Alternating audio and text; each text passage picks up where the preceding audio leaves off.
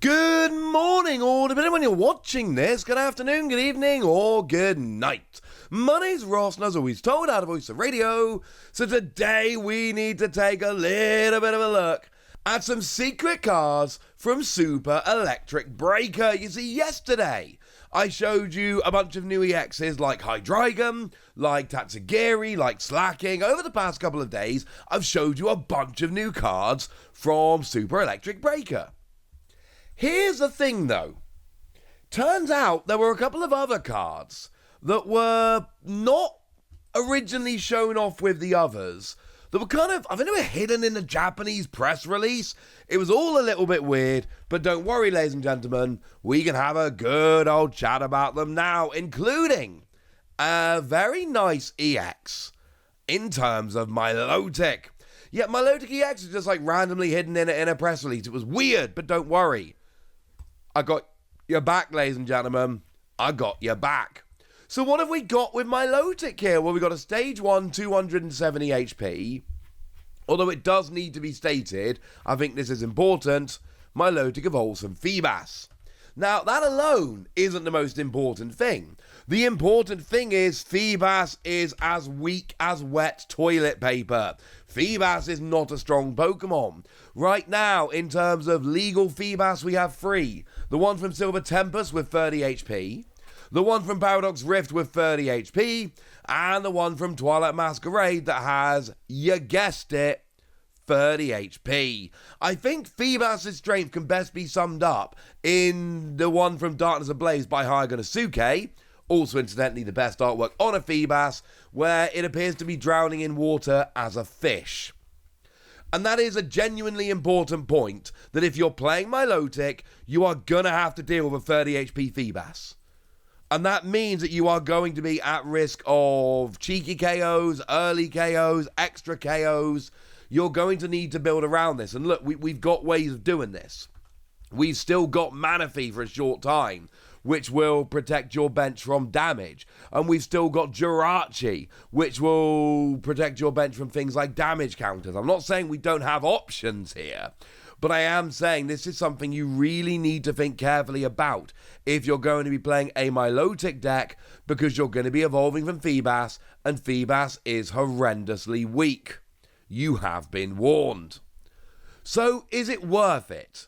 Is it worth going to the effort of getting this rolling? And the answer is, yeah, honestly, it might actually be worth the effort of getting this rolling, because we've got a phenomenal ability here.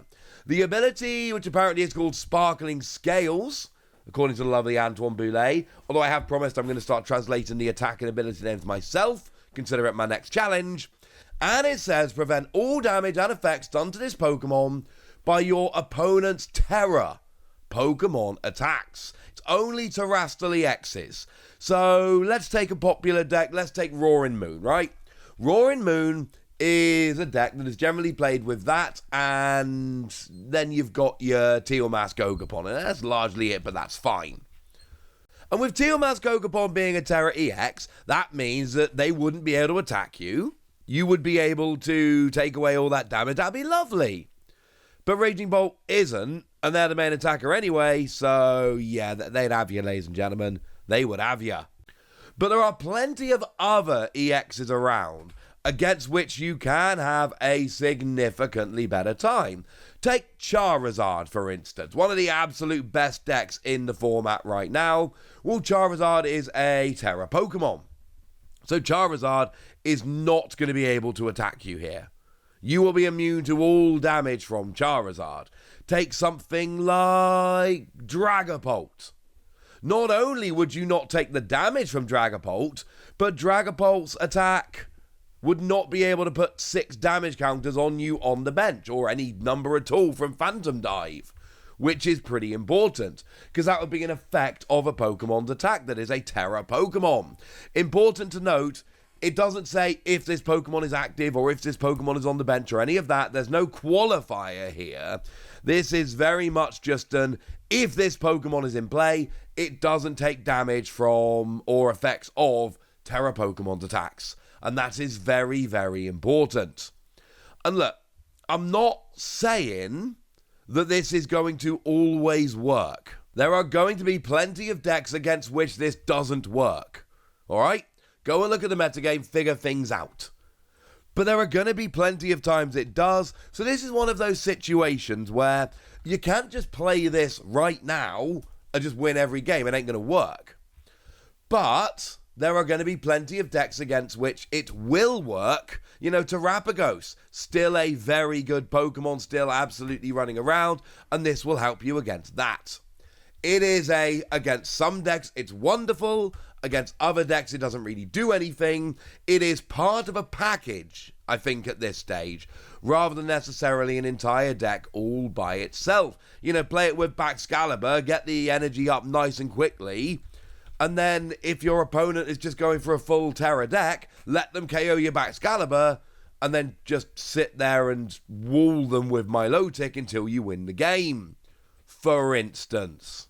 I like this, ladies and gentlemen.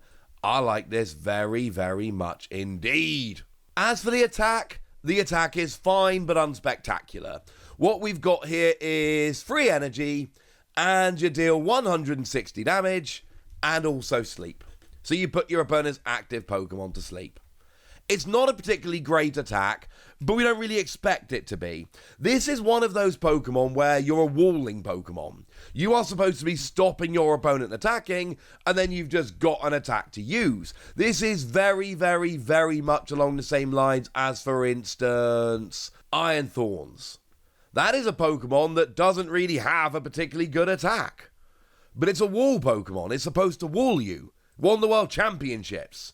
The attack is fine, but it's a wall Pokemon. That's how these things work. I'm going to go ahead and give this one between 3 and 4 Wassies. We don't give half Wassies. That would be barbaric. Although I do need to make it extremely clear, this could change a lot as time goes by. If we end up in a format which is much heavier on Tera Pokemon, this could change pretty spectacularly. And I suppose I should mention, if we're playing Feebas anyway, there are other Milotic we can use. We do have the one with the phenomenal character rare from Silver Tempest, although it's terrible. We've got the one from Paradox Rift that says when you evolve into it, each player puts a basic Pokemon from the discard pile onto their bench, which you can use to both recover one of your Pokemon and then also fill your opponent's bench of one they don't want. And we've got the best one from Twilight Masquerade that says your opponent's Pokemon in play and all attached cards can't be put into your opponent's hand. And actually, that would be a really nice tech. Like, if you're playing Milotic anyway here, then what you can essentially do is play this to stop your opponent doing any kind of fancy recovery. And you're only really playing it as a bonus because you're playing this Milotic anyway, but that's fine. You are getting a handy bonus, and that's pretty nice. But I think if you're playing Milotic EX, that one is worth a one-off tech. But there's one other card that's gone and been revealed. It is Tapu Koko.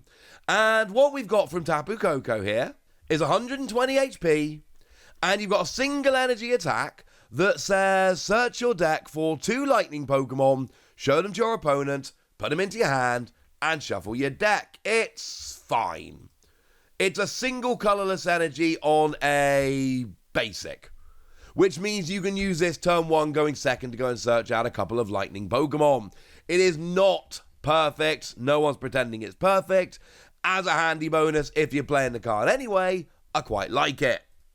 What else does it do? Well, free energy, 90 damage, and if you have more prize cards remaining than your opponent, this attack does 180 damage. Oh, yeah. That's really good, ladies and gentlemen.